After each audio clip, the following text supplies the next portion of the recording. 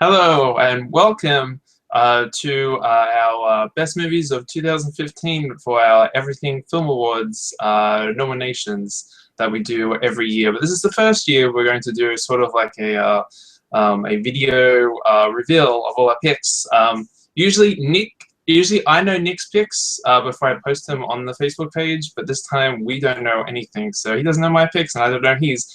So it'll be interesting to see if we pick the same picks or we pick different ones, and maybe we'll also discuss ones that we sort of just missed on the list and go through the ones that we picked and discuss if we think there was if they deserved to get a nomination. As always, the ones we nominate we'll leave to a vote for all of our filmaholics. That will start about Monday, so look out for that. But I guess we should get started. I'm Daniel, and we've got Nick on the other side. And our first one would be Best Set Design. Oh, we're going to start with Best Set Design. Oh, we're going backwards. Okay. Yeah, we're going backwards. We'll leave the best ones to last. Fair enough. Yeah. Although Best Set Design is still good. Tease them. Yeah, we don't want to start with Best Film, do we? That's not how the awards work, is it? We'll start with entrees, and then we get to the main course. Shall we take it in turns? So I'll go first for this one, and then you go first for the next one. Is that true? Yeah, we'll all right, cool. So for Best Set Design, mine are very, very obvious. You probably know already because I did suggest this category to you. I think that the Best Set Design was from Mad Max and Star Wars: The Force Awakens. Those are my two nominations in this category. I think that Star Wars probably just a little bit above Mad Max for me, but I guess it's up to you to decide our viewers to decide which one they think's better. Yeah, what do you think? Star Wars is definitely the best one. That's you can't go wrong with Star Wars. Mad Max is, I guess it's good, but I mean, for most of the movie, it's pretty much just desert, the outback. But the way I think, yeah, but it's also the cars when you think about it. Like a lot, they're all actual cars that they're not just like visual normal effects. Cars and like green screens, all stuff. It's like all real explosions, real cars, real. And that's why I think that Mad Max deserves to be on there. Star Wars, of course, is like, especially the Jakku set, was really, really well done. Like that was really, like the style of film that was really like believable. Like it was just this small little village market thing. That was probably my favorite set in Star Wars. Amongst a whole lot of them, like the Millennium Falcon and. Yeah, but the Millennium Falcon, and they had a lot of reference points for that. Like they had the older films, so the Millennium Falcon is pretty much the same as the set was for the original trilogy and stuff. Whereas this was more of an original set, so that's why I think that it deserves to be mentioned. Good picks. Mine for Best Set Design. I know you haven't seen these two films, but mine are Cinderella and The Walk are the ones. Oh, okay. Nominated for Best Set Design. I keep Cinderella just snuck in there for me, just because I knew Star Wars and Mad Max were going to be your pick, so I had to think something other movies, and The Walk was definitely one that really wowed me with the set design. But I couldn't think of any other movies to nominate, so I just picked Cinderella, just because, if anything, I liked the ball that she goes to is actually really well done. So that's probably the best thing in the movie. That's probably the reason I know I did that a lot. Any other ones that just missed your list? Look, the Martian had a couple of really good sets. But yeah, it was kind of difficult. Sometimes some of the CGI in a lot of these really good films is so good that you can't tell that it's a green screen set. So I think one of the hard things to discern was how much is CG and how much is real. That was the thing that was factoring into my decision. And I think that while a lot of Mad Max does have that green screen, It's so well done, like you can't really tell. But a lot of it is actually shot on location. So I'm not really sure whether they were the best picks. I think they were, but there could be something else out there that is more deserving, but not anything else from the movies I saw last year. Yeah, of course. That's what the Oscars are for. Of all the movies that probably we missed, and yeah, all the movies we missed, all that haven't come out yet in Australia. Yeah. Oh, yeah, we should probably also clarify. We are only doing movies that came out in Australia this last year, because it's unfair if we just got a nominated movie that we haven't even seen yet, but we know it's going to get Oscar love, so we can't really do that. So, yeah. Ones that just missed would be, I almost had Into the Woods, but then I thought about it for a second. It's mainly just the woods, and it's not really that like don't really see all the other sets, so that's why I went with Cinderella instead. And The Walk, I also I was thinking about, like, because The Walk really has heavy effects of CGI, but I would say the first 2 acts are built up to walking across the buildings, and which was a heavy CGI. So I thought about it, and then that's why I put The Walk in there. I had to think about it because the third half is really CGI heavy. So yeah. Best editing. Ooh, okay, your turn to go first. Oh, that's right.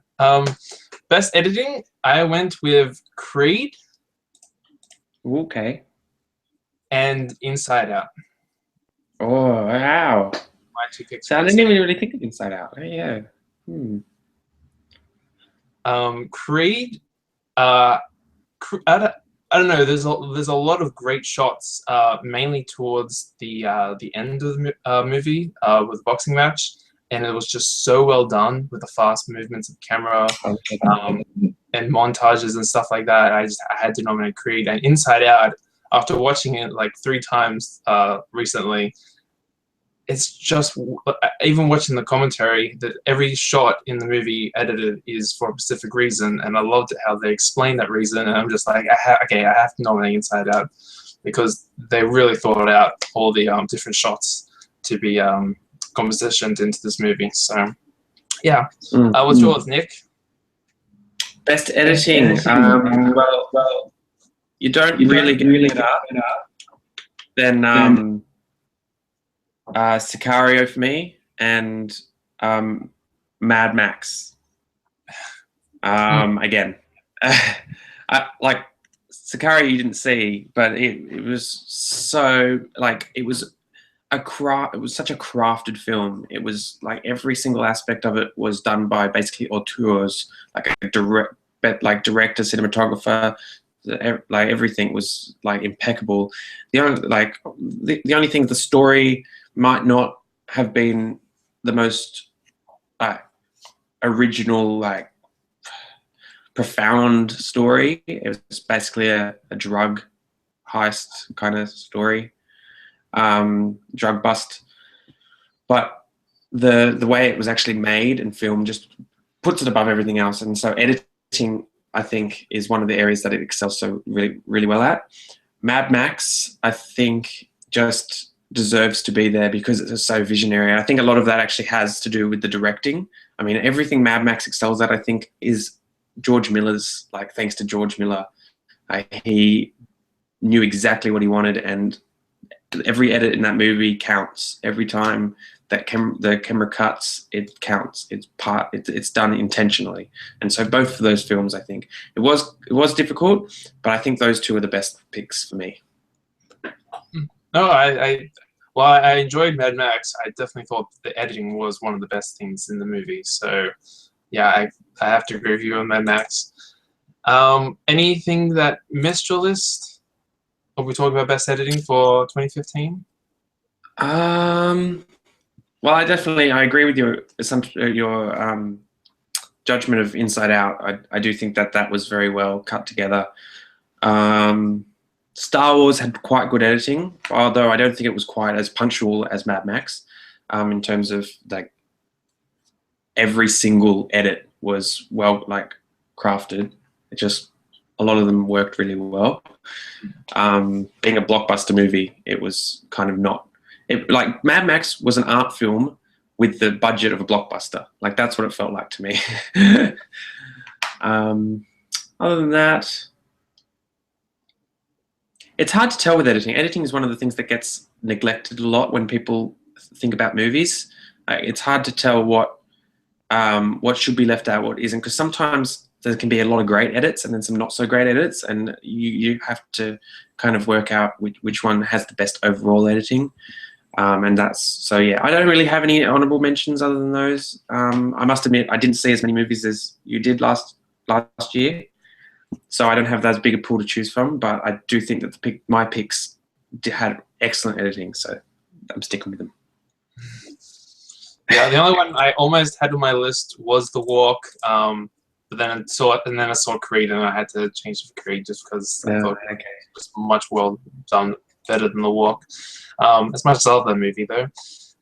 Next category: Best Costume and Makeup. Our new category that we haven't had before. I'm going to sound like a broken record soon. Like all my categories are very similar. Like just the same films, like mixed up a little bit. Mad Max for the third time, third category in a row. I'm going to nominate Mad Max. I feel like Mad Max is going to be in every single category, even Best Animated Film, even though it's going to find. It's actually the same as my set design. So Star Wars gets the other one here. I mean, come on, you can't not have, like, I don't think you can not have Mad Max in terms of best costume. Like, there's so many great costumes and makeup and making that world feel post-apocalyptic and real and gritty and also kind of energetic. Like, I feel like Mad Max was quite energetic, and for a film that's basically just a 2-hour-long car chase, really, they made it feel so like interesting. Yeah. So yeah, so that's Mad Max. And Star Wars, for the same reason that set design, it makes the world feel more real, and comparing it to the prequels, which were largely CGI, and everything was done on sticks and ropes and like making it look really cool. Whereas this was real. This was actually set in a galaxy far. Okay, not quite, but you know, it was awesome. And I think part of the immersion of Star Wars and the creation of that world is down to the believability of its sets and its costumes to make it you feel like you're part of it, and that's why I nominate Star Wars.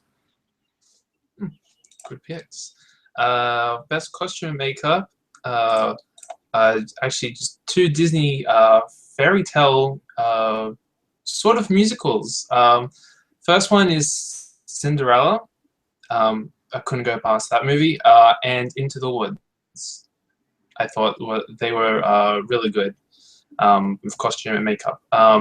Even one of the best ones is like the dresses in Cinderella. Cinderella's dress was actually really well done. I've actually seen some of the drawings, how they were doing the dress on some Disney website that I looked at, and so I had to put that there. And Into the Woods, I couldn't think of any other movie besides Star Wars. I knew you were gonna have Star Wars there, so I had to go into the Woods. That was like the only one I could really remember the costumes in the movie. So yeah. Anything that missed? Not really. Like, I think the thing about this year is we've had so many great films. I pretty much only saw great films because I didn't see many, unlike you. So a lot of stinkers, but there were not many films that didn't have great production values, really, in to me. And so it's hard to pick which one has the best production value because they're all good. It's just which one has the best.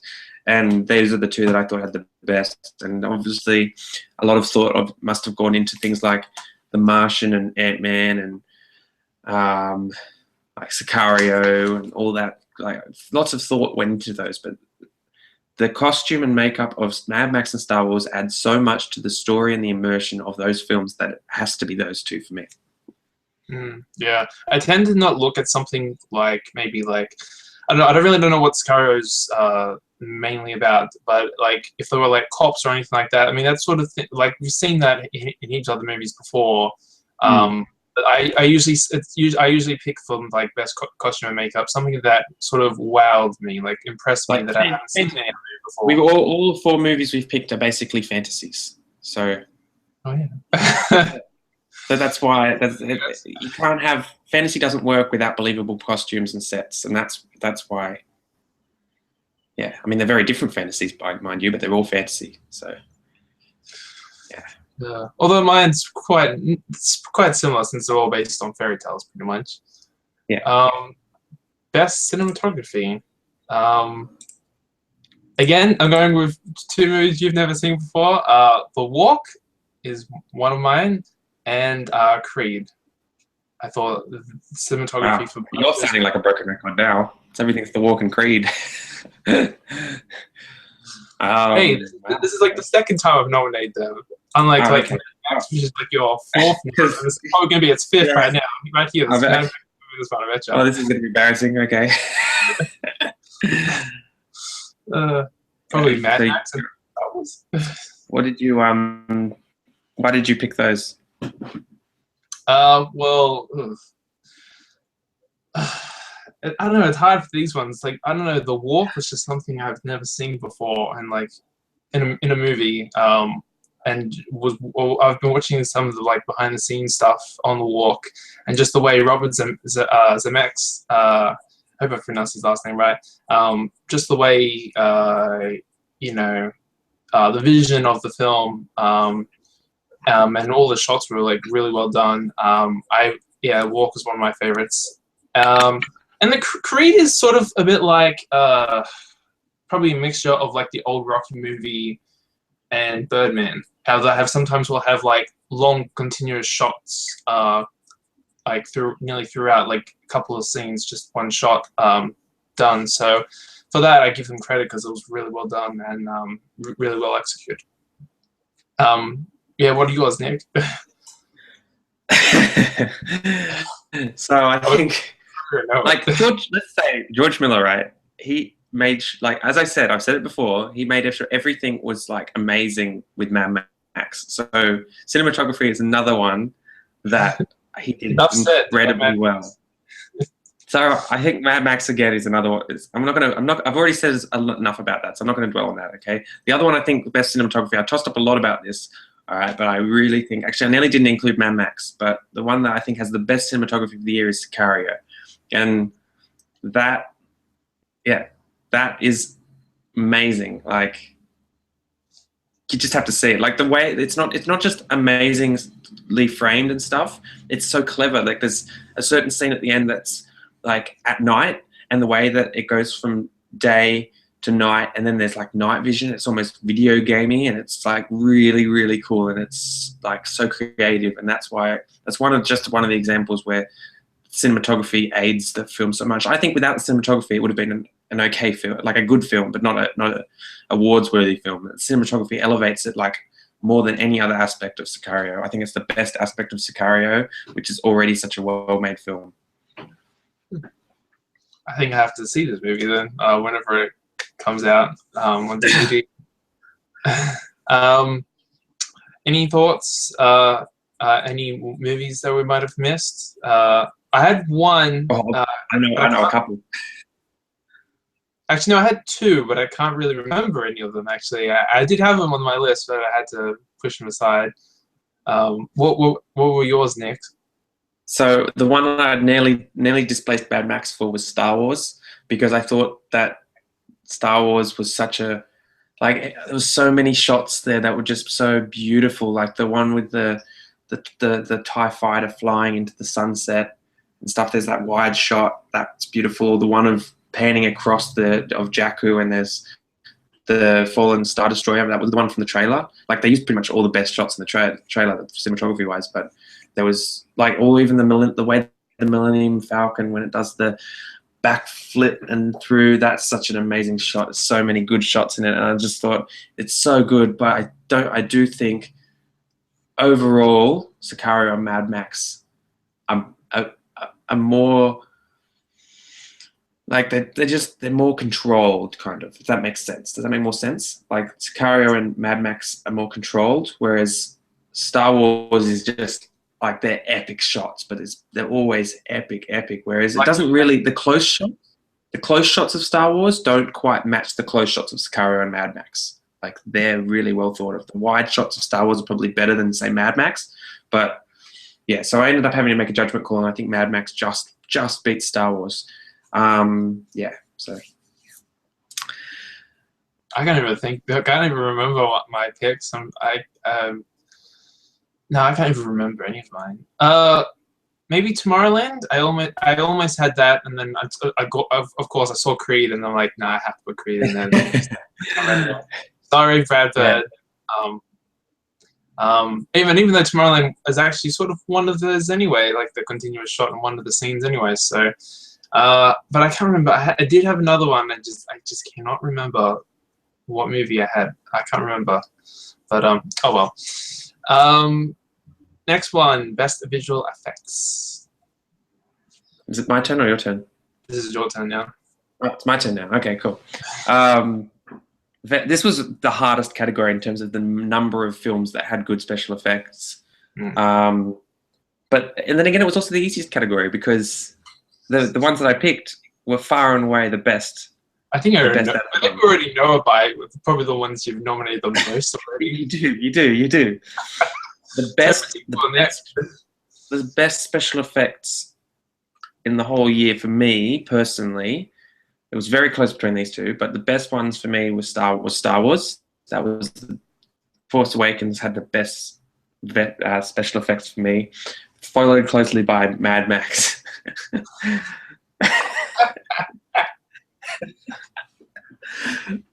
So I think those are the two I picked, and I really don't need to say much more than that because most people have seen Star Wars, and Mad Max I've already gushed about so much that I don't really need to explain anymore. So it's just worth just mentioning them. The honorable mentions will be more interesting, but I'll let you say your picks first. Okay, well, one of them is predictable, which is The Walk. There was no way I was not going to nominate that movie. And the other one is Tomorrowland. I'm kind of surprised. I thought you'd go Ant-Man. I almost had Ant-Man, but then I thought I nearly had Ant-Man too. I really like Tomorrowland's visual effects in the movie, so I went with Tomorrowland. I don't know if that was the best thing, but I had to do it. I think in terms of honorable mentions, Ant-Man would be my third pick. That was the third best for me. And so out of the Marvel movies that were released this year, it was by far because it was smaller. I think that it was a smaller scale film, so they didn't have to rely on big explosions and stuff. And it was not so much action scenes in Ant-Man. It was the effect of shrinking him. That was really, really well done. Yeah, like the bathroom one was really good. Yeah, the bathroom scene probably is the best one. So I think Ant-Man would be an honorable mention there that just narrowly missed out. Avengers Age of Ultron had some really good special effects, but again, as a whole, it was just too CGI filled, so it was kind of, it didn't quite. It's sort of like the opposite of like the Avengers. The Avengers, yes, had visual effects, but it was like so little until the end was, your big climax of the visual effects. Unlike Avengers Age of Ultron, we had, these smaller, heavy scaled visual effects scenes throughout the movie. Yeah. That's probably why I put that above. As for the other films, like The Martian, great effects in The Martian. Kind of is similar to Interstellar in that obviously they're both set in space, but it's also like you almost can't tell that which scenes, like obviously it's not filmed in space. Yeah, if it's not the space scenes in the movie, then you can't really tell. Yeah, you can't really tell, but like making Mars feel so alive, even though a lot of it was probably nearly all of the film was filmed on Earth. So that was really good. And then just see if I've got all my movies I saw last year and any other honorable mentions. Mission Impossible had really good special effects. Jurassic World was hit or miss. Some of them were really good and some of them weren't. We didn't Jurassic World,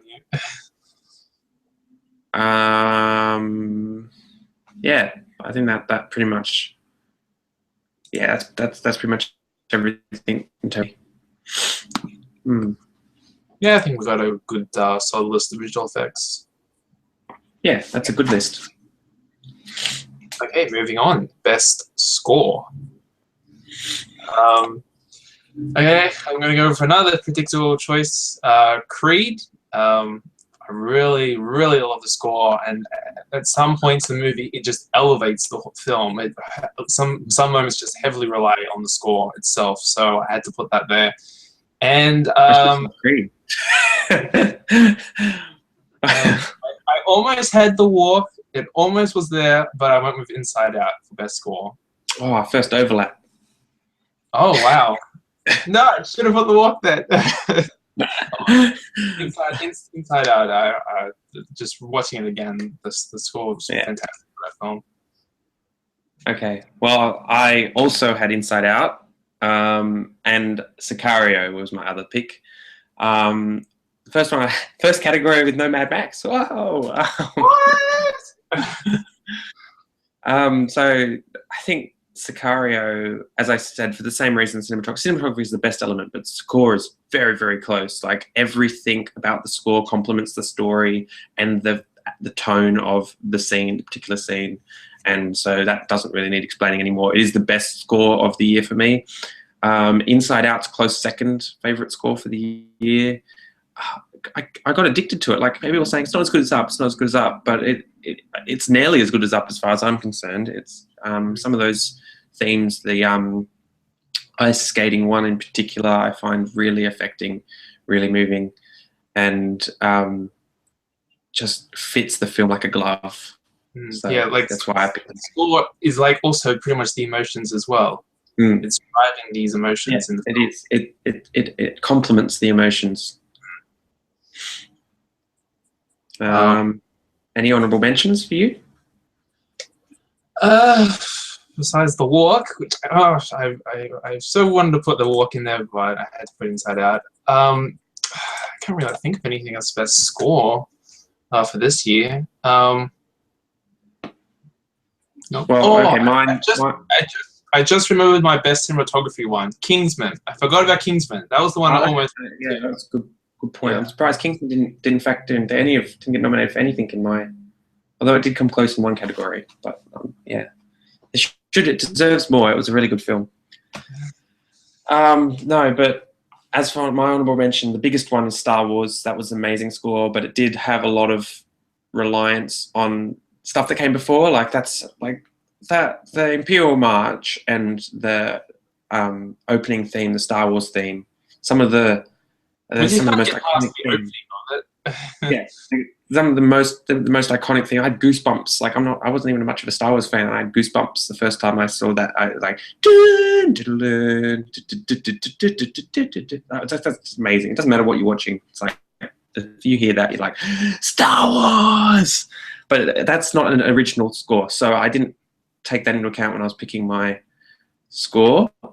There is a lot of original stuff in there. It's really good. There's actually a Rey's theme I'm really, really fond of, but and I like it reminds me of Harry Potter for some reason. Rey's theme reminds me a lot of something from Harry Potter. John Williams scored the first Harry Potters, right? That's if I remember, didn't he? Yeah, he did the first two. Yeah, he did. Yeah. And John Williams John Williams is just like this like powerhouse of a composer.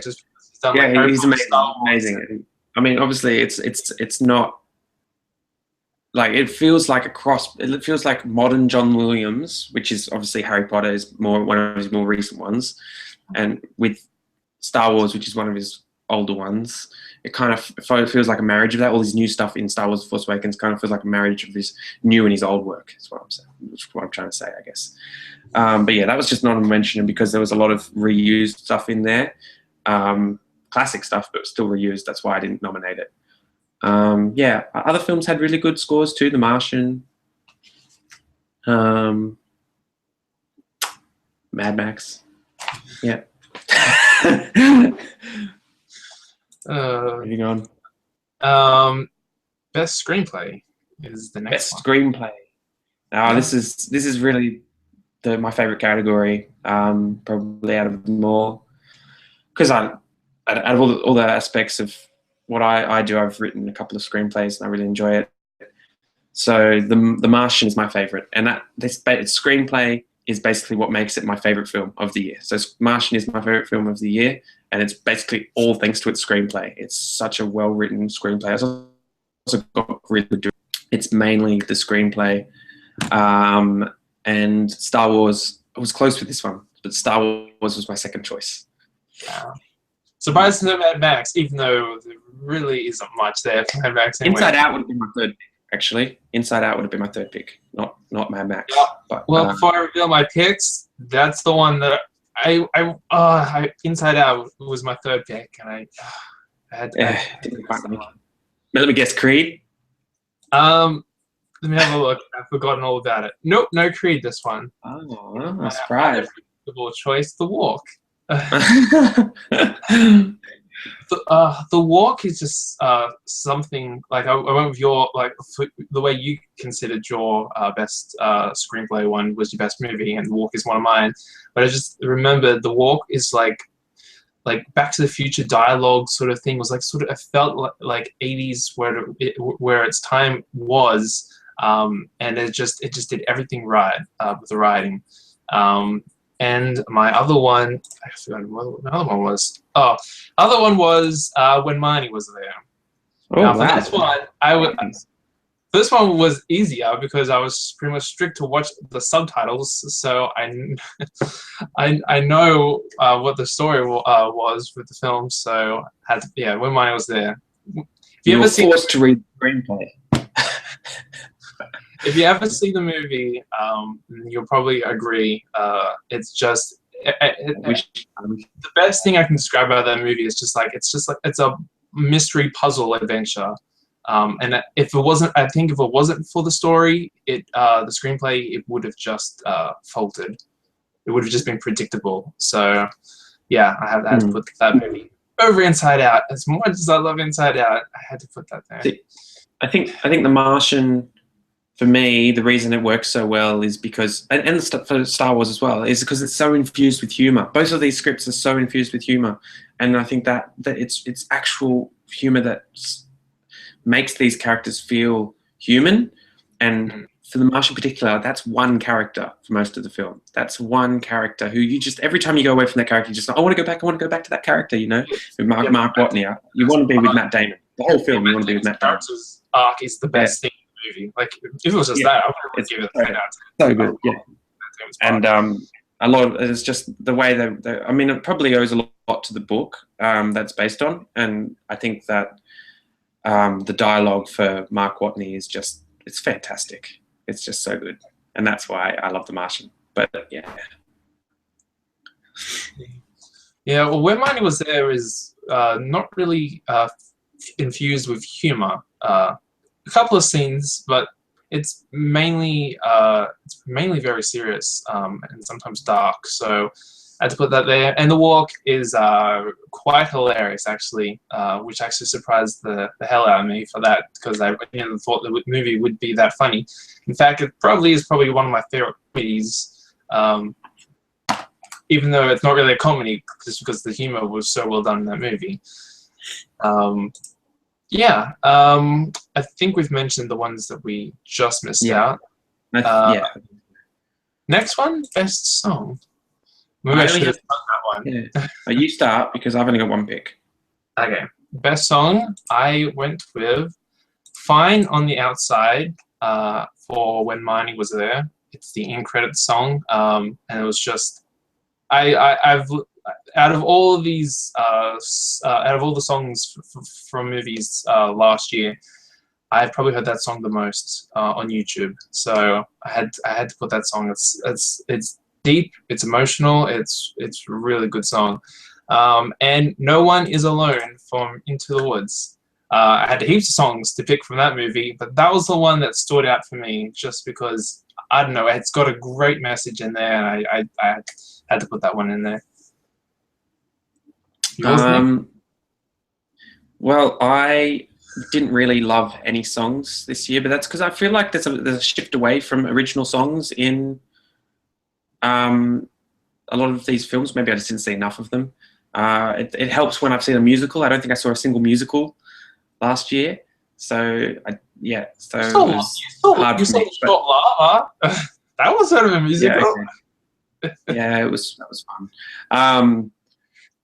But I did on thinking about it, I did think that "See You Again" from the end of Fast and Furious 7 does tick a lot of the right boxes in terms of song. It's really one of the only songs I heard, but it was still such a beautiful song.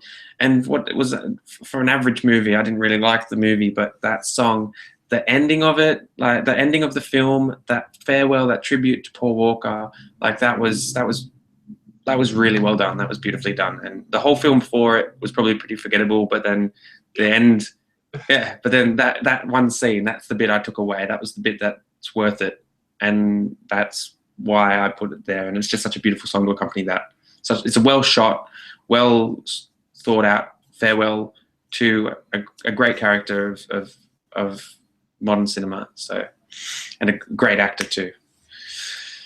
So yeah, that's why it's there. So No honorable mentions. Have any? Yeah, no honorable mentions for you. I almost put a song from a short actually, but that was my fourth pick, and it'll come back up again very soon, so I will say it then to not ruin the surprise. But yeah, besides that, that's probably all about that I can think of that are almost nominated. That's worth an honorable mention. Well, speaking of not ruining the surprise, it's in the next category, best short film. The one I almost went with the one I'm going with is Frozen Fever, but that was the song I almost nominated just because pretty much the whole short is that song. So I thought of it for a second. I'm like, I can put another song in there, and since the song is pretty much the short, I'll just leave the short as it is. So Frozen Fever is one of my best shorts, and Toy Story That Time Forgot. I really liked that television special. Even though it's not quite the best Toy Story Terror, they did a lot of things really well done places, and the endings actually tugs your heartstrings a bit. So I had to put that there. Pixar does best. What? Pixar pretty much the only Pixar thing that doesn't tug your heartstrings is Cars 2. And anyway, my best short for me was a Pixar film, another but a proper Pixar short in front of a movie. Sanjay's Super Team, which was in front of The Good Dinosaur. I just thought it was such an original idea for a short film, and I mean, it could have been a bit longer maybe for the story that it needed to tell. But other than that, like, it was such a great idea, and it really did, like, in such a short amount of time, made me really care about the story and the relationship between this son and his dad, and them trying to find this thing that they have in common, and trying to the dad is trying to share tradition with the son is trying to share his passion with his dad, and it's a beautiful kind of metaphorical short about that the boy learning to compromise, to share his passion and trying to share it with his dad as well. Yeah, that was the only one I nominated because I didn't like Lava enough. I'm sorry, Lava. It was catchy, but it just didn't have as much heart. Yeah, Lava was, I think, my fourth pick. I almost went with Riley's First Date, but I had to think about it for a second. But I'm like, I think the Toy Story one had a better story than Riley's First Date, even though it wasn't much of a story. But I had a good time with all the scenes in the movie. And I love the world of Inside Out. So anything that expands the world and all these ideas and all that is good in my books. Yep. Best animated film. Your turn to start. Oh, okay. Best animated film. I only saw 2 animated films this year, and one of them was amazing. One of them was okay, but I nominated them both anyway. So, Inside Out and The Good Dinosaur. I think The Good Dinosaur deserves to be nominated, just despite the fact that it's probably one of Pixar's weakest efforts. Because I still think it had so much good about it. It was such a beautifully animated film. It had I think it had better animation than Inside Out. I think it did. I think it has the best animation of any animated film I've ever seen. Well, it's pretty hard to compare Inside Out. You know, when we even go into like Inside the World, it's pretty much cartoony. I know, but especially the water effects and the way the river is animated in The Good Dinosaur. Yeah, definitely the best. Amazing. It's funny because photorealism doesn't always mean good animation, because when you think of The Blue Umbrella, the short, that was really photorealistic, but I still didn't like the animation that much because it was a little bit uncomfortable, right? Yeah. But The Good Dinosaur, I thought, fit perfectly, and even the cartoony animations of the dinosaurs in it, it took you out a little bit, but it didn't take me out. I really didn't think that was jarring. The thing with The Good Dinosaur that was a little bit weak was the story, but I just posted my review up this morning, by the way, for that. And I do think it has more good qualities than bad qualities. It's just that a Pixar movie generally is great, an all-round great film, whereas not a mixed film, and that's why The Good Dinosaur doesn't quite. It's going to be a bit underrated, I think, but it's next to deserves to be nominated. Yeah, best animated film. And then Inside Out, of course, miles above the best animated film of the year for me, because it's just such a beautiful film. So I'm sure you picked the same. Oh, actually, you might not have. Actually, you saw one that I didn't see, but it was absolutely I can't say enough about Inside Out. One of my favorite Pixar movies. My top 5. I have mixed it around a little bit, but it's my top 5. So it's such a mature exploration of emotion and emotional well-being, and the changes that go on within your life just in general, not necessarily just your life when you're a kid. It's just an exploration of what goes on inside the human mind, and about caring for people and caring for, like, the way Joy cares for Riley so much. It's just so heartwarming and also sad, but also joyous. Well, I'm going to go with Minions, and I'm also going to go with Home. Are you serious? No. I was like, for 1 second, I thought, wait a second. Minions, I kind of believe, but as soon as you said Home, I was like, nah, you're joking. Oh, no. We're sharing with one of them, Inside Out. You've already said it, and we've gone already in detail about Inside Out. And the other one is When Mine Was There. That's my favorite animated film of the year, just above Inside Out, just because, unlike Inside Out, it was sad, but When Mine Was There was like almost made you cry. So I had to put that. Crying Inside Out? What are you talking about? No, it was sad, but it wasn't like Up or Toy Story 3 that really. No, not Toy Story 3, but it was better. It was close to it though. I don't know what was missing, but I did feel very sad towards that scene in the movie without spoiling it. Yeah. One I almost picked was SpongeBob, Sponge Out of Water. I liked the movie, but I didn't have enough time to go back and check the movie to make sure, if there's 60 minutes of animation. I'm pretty sure there is, but there was a lot of live action in the movie anyway, so I had left it out. But I just want to give an honorable mention. The SpongeBob movie was a really good movie, and probably was going to be my third pick, but it just missed out. Best Supporting Actor and Actress, which is the first time we're combining these two together. Because we normally have trouble with this category. Well, I do, I know. So he's picking Best this Supporting. Year I didn't have it this year, but the past 2 years we've done it. I've had troubles putting. Yeah, I don't think I would have had it this year either. So it's a weird year to choose to do this, but we've done it anyway. And And we have to nominate one actor and one actress to do this. It's just so it's gender equality. Gender equality. So I think this is the best ones because I don't know what you're going to pick.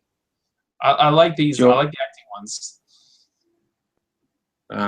So your pick first, anyway. Oh, is it? Oh, yeah. Mine is Sylvester Stallone for Creed. I hope he gets nominated for an Oscar. But yeah, talk about something that just you care about this character so much, and without spoiling the movie,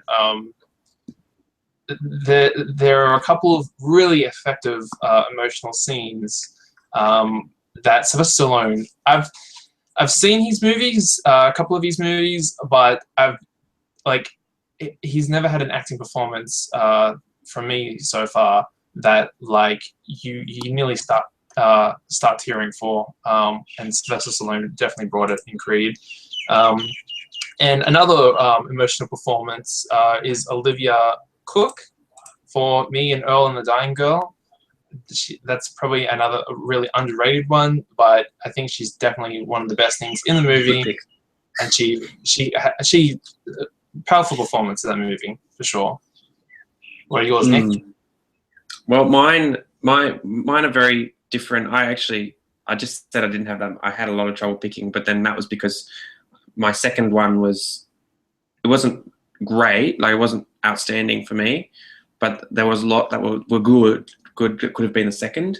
My top one, which is my top male supporting actor, far and away the best performance in the whole movie. But I still think it counts as supporting because it's not a main role, and that's Benicio del Toro in Sicario, and he's like that's the best performance in the movie.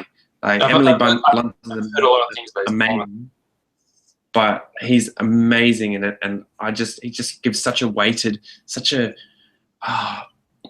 you're not really like, is he good? Is he bad? What morals drive him? You really see that in the way he acts, everything he does. I'm being very hands here, but it's like such a good performance. So I can't praise it enough. And the second one I had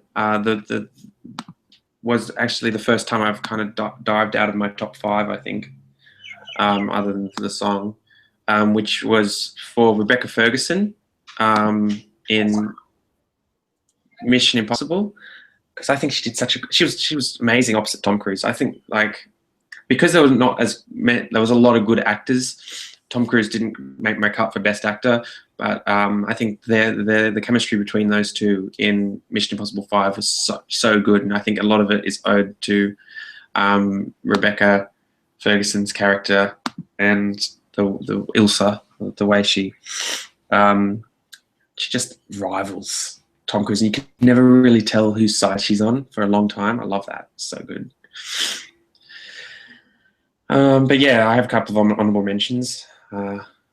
If you do you? I almost went with Samuel L. Jackson for Kingsman: The Secret Service. That was my other one before we fused them together. I don't know. Does Colin Firth also count as best supporting? Because I didn't know. I really wanted to nominate. He came close for. Actually, I was going to nominate Best Actor. But yeah, I didn't know because something does have a character which becomes more on the sideline. Best Actor. If I had to pick, I think he'd still be Best Actor. But because I had so many, I really couldn't pick. So I was like, So I didn't end up nominating him in anything, but he did a really good performance in Kingsman. Yeah, if he's Best Actor or Best Supporting Actor. Yeah. I can't really remember what other one I went with Best Supporting Actress. Can't remember. You go yours. I know what I would have done. Mine was if I had to pick another actress, it would have been Evangeline Lilly from Ant-Man. Yeah, that was a really good one. And for supporting actor, also from Ant-Man, Michael Douglas, I think, would have been my second pick. But Benicio del Toro had no competition. Just absolutely nailed it. So, yeah. Oh, Donald Sutherland for Hunger Games was an almost one for me. He did really good. One of the best parts was that movie too. Yeah. Yeah, definitely. But I can't remember what other one I had. But oh well. Best Actress, and you get to start first. So I wonder what you're going to pick. Okay. Well, I think because Max himself isn't much of a I don't think he's. Wait, you nominated Tom Hardy for Best Actress? No, Max himself isn't really the main character of Fury Road. I don't think we just see everything from his point of view. So I think the main character is Furiosa. So I think Charlize Theron is the best actress. My favorite actress for last year. Best performance. I'm not really a big fan of her as an actress in general, but she did such a good job in Mad Max Fury Road. Just such a good job. And Emily Blunt was my second pick from Sicario. She did a fantastic job as well. She portrayed such a realistic interpretation of how someone would react in the situation she was put into. She had a lot of her acting was just reaction. It was just reaction. There wasn't actually much. She might not have been the most proactive, enabling character. She was more just always caught in it, but she did such a convincing job in just conveying the shock and horror that the audience was feeling in that film with everything that they saw. So I'm putting Emily Blunt there as well. Wow. That's the second year in a row for nomination for Emily Blunt from us. Last year she won for Edge of Tomorrow, so yes. Again. Don't count her out. Please cast her as Captain Marvel. Yeah. Looking forward to Girl on the Train this year, actually. That she's in that, so we'll see how. Yeah, I'd never even heard of it until I saw a lot of people's top 10 picks for this year, and Girl on the Train came into one of them. So yeah, I've never heard of it, but I know Emily Blunt's in it, so I might check that one out. But for my pick, Best Actress, I'm going to go with 3-time nominee Jennifer Lawrence. The third time she's been nominated for Katniss Everdeen. Not Joy, not for Joy. No, not Joy. She had a good performance in that movie. Really good job, Joy. I liked her much better as Katniss Everdeen. Fun Games. Fair enough. It's the last performance too, as Katniss. So. Yeah. And the last one is Daisy Ridley for Star Wars. See, I'm glad you nominated her because she was my next pick. Yeah, I had, this is how weak, or at least for me, for Best Actress. I mean, I sort of had a feeling you were going to do Charlize Theron just because you just kept talking about, oh, we need to put this category for Mad Max and all that stuff. So I'm like, okay, he's probably going to do some Mad Max picks. But I didn't quite show about the Star Wars one, which I'm glad I did that for now, actually. But I almost had Lily James as Cinderella, but after Star Wars, I'm like, nah, Daisy Ridley. Daisy Ridley deserves that. I really wanted to nominate her, so I'm so glad you did. Yeah, she is the standout of Star Wars Force Awakens. I mean, everyone's really great in that movie. They're all amazing. John Boyega, amazing. Yeah, John Boyega. Adam Driver, amazing. Adam Driver as well, yeah. Yeah. But yeah, no one comes close to Daisy Ridley, though. She's the breakout star of that film. If we had breakout star category, she would probably win it for sure. Yeah, anyone that you sort of missed besides Daisy Ridley? For actress, not really. I think that pretty much covers it. I was really for a lot of the acting categories, Inside Out, I was like, the voice acting in that was really good. From 2 in particular, Amy Poehler for Joy did such an amazing job in conveying the vibrancy. Actually, Phyllis Smith also did a great job with Sadness. It would be different to have a voice actor in the whole bunch. That would be I know. That would have been weird. I actually nearly did have before I read the rules and found out you had to have an actress in there, I nearly put Richard Kind for Bing Bong. But then I realized that no, I don't really want a voice actor in there because there's a lot of physicality to acting that voice acting is a complex form of acting, but it's kind of different. I think if we were going to nominate voice actors, it would be its own category and not not mixed in with the other acting categories. So I think that a lot of the Inside Out voice performances were really good as well, especially when you compare them to Good Dinosaur. I leave voice acting out in there just because, I don't know, just in case we've had like yeah, I do too. That's what I do. I thought about it and then I thought, no, I'll leave that out. But then it's like when I think but about yeah, it, like I think motion they capture deserve like credit. Avatar could go in Mm. there. I thought that some motion capture performances are worth nominating, maybe even like Andy Serkis, but we haven't had that year yet. Anyway, Best go- actor now. Best actor. Mhm. Who went for? Oh, I'm going first this time. Go first. Well, I am nominating my two predictable movies, roles for them. Michael B. Jordan for Creed. He did a really good job opposite Fantastic Four? Stallone. Hey? Not for Fantastic No, Four? not Fantastic Four. No. I'll forgive him for that movie. And Joseph Gordon-Levitt for The Walk. Oh, okay. Yeah, that was I pretty should have good. said the night before. You were like, what? Yeah. No, Joseph Gordon-Levitt, even with like the French accent that even people thought was too jarring, I thought he did a great job as a performance. I can't remember the character's name, but I just Joseph Gordon-Levitt is like the central character of that movie. If he didn't work, the whole movie wouldn't work. So I had nominated him for that. What's yours, Nick, for Best Actor? Best actor. Well, I tossed up a lot with this one. Obviously, my number one, Matt Damon, The Martian. He was my third pick. I left him out just because I knew you would nominate him. So Yeah, my favorite by far. Second pick was actually really hard. Unlike actress, where I had three really good picks to choose from, actor, I really tossed up with the second one because I had Matt Damon up here, and then I had a bunch down here that were really good, but they just weren't at the level of Matt Damon. So I tossed up for Tom Hardy. I nearly put Tom Hardy. I didn't put Tom Hardy. I ended up settling with Paul Rudd for Ant-Man. That's the one I ended up going with because I think that he carries that movie, and I don't think that movie would work unless Paul Rudd, if anybody else was playing Scott Lang other than Paul Rudd. So I think that I think Paul Rudd deserves the recognition for that film that he won't get, but he deserves that recognition. So obviously Tom Cruise was another good one, and anybody from Force Awakens were also really good. Yeah. For Best Supporting Actor, I'm surprised none of us put Michael Douglas for Ant-Man as well. I think he actually might have been my third pick, actually. Well, that's what I said. For that, I mentioned that. That was one of my honorable mentions. Michael Douglas. Yeah.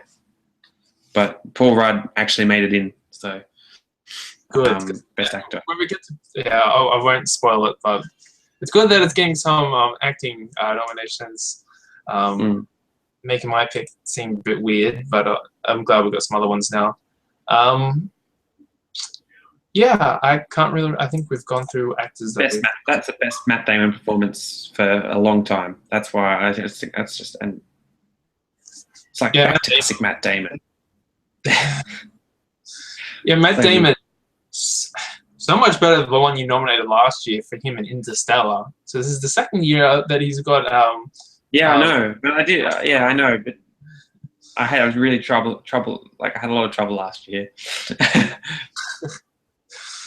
I saw more movies. Okay, now we've got the two big categories: Best Director. Oh, I can go first. Cool. Okay. Oh, wow, this was hard. This was so hard. Can I nominate three? No.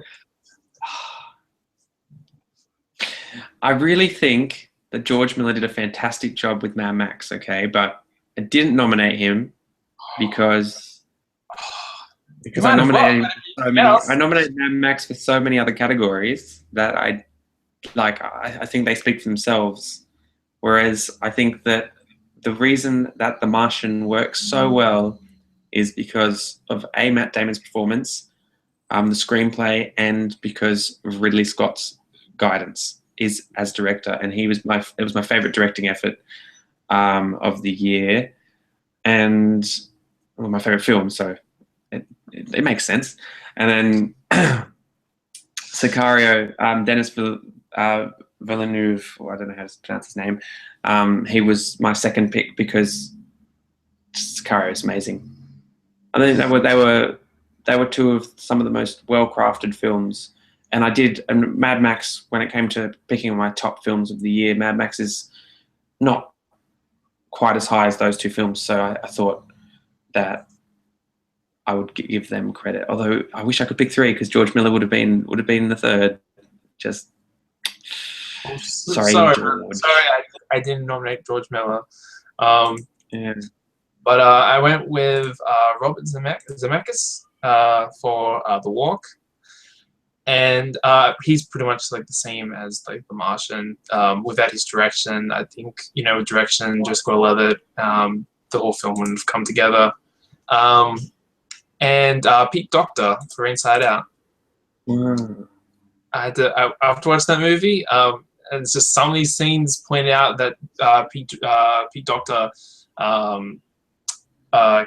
came about for some of these scenes, like the one with like Joy and seeing the screen, Riley ice skating, in like just watching the thing, sort of like that she is sort of with Riley, even though they can never be in the same place, sort of saying, if you get what I mean by that. Yeah, I get it. Some of those scenes are just so well. Really good. I had to nominate people for it. Mm. So yeah, obviously my biggest honorable mention, which I'm kicking myself that I can't nominate, is just George Miller just deserves to be recognized. I mean, he's going to get recognized. He doesn't need our approval. But same as like J.J. Abrams. But I just think that because I nominated the film in so much else, and J.J. Abrams, of course, deserves a mention as well. But because J.J. Abrams had an impossible task when you think about it. He had such an impossible task, like pleasing the fans, and creating a movie that felt like Star Wars, and just that paid tribute to the old and brought in the new, ushered in the new, and just made a fantastic movie in general. Like, forgetting Star Wars, it's an amazing movie. So it's J.J. Abrams had an impossible task, and he succeeded. But yeah, Mad Max I nominated for like 17,000 other categories. So I just thought that maybe I can get away with not nominating him for director, George Miller. Sorry, George. And now probably the less predictable ones now, because after all these categories of nominations, we'll probably already know what's going to be our best movie. But might as well bring it. Are you going first, or am I going first this time? You're going first. I'm losing track of who's going first. Isn't there? Best film, When Marnie Was There, The Walk, The Hunger Games: Mockingjay Part 2, Ant-Man, and Creed. After all of that, I'm glad you nominated Ant-Man for everything else, because I just nominated for best film. I just love that movie. That's one of my favorites, and I just couldn't nominate for anything else. So I'm glad you nominated for the acting categories, Ant-Man. Right. Okay. So that was very similar to your list of what you gave me for your favorite films of 2015. Did you have Creed in there? Yep, I got Creed in there. Okay, so Creed was 7th on your list of best. So I've left some out because I'm hoping you're going to nominate these. Oh yeah, okay, yeah, okay. It'll be for the best. Well, mine are very predictable because basically the rest of my nominations are composed of these films. So I've already given the number one away. I've said my favorite film of the year is The Martian, so that's there. And then the other ones were the ones that are pretty much nominated for multiple other awards. So Star Wars: The Force Awakens, number 2. Inside Out was my number 3. Actually, I forgot them in order for what my favorite films of the year were. And then Sicario was my 4th favorite from the year. Mad Max was my 5th favorite. So they're all my nominations there. So I think they speak for themselves. And The Martian, I still remember the feeling I had after that movie. It was just, I just witnessed a classic in the theater that's going to last. Ridley Scott classic. And of course, Star Wars, that was the best theater experience I've ever had. Inside Out, Pixar back in its top form. Sicario, beautifully crafted, amazingly tense, most suspenseful movie I saw all year. And Mad Max Fury Road is just a visionary kind of an art film with a blockbuster budget that people have written essays about so many times this year. I don't need to say anymore. What do you think, Nick, out of all our best films now? 10 movies. This is the first time we've got the whole 10 movies nominated. Yeah, awesome.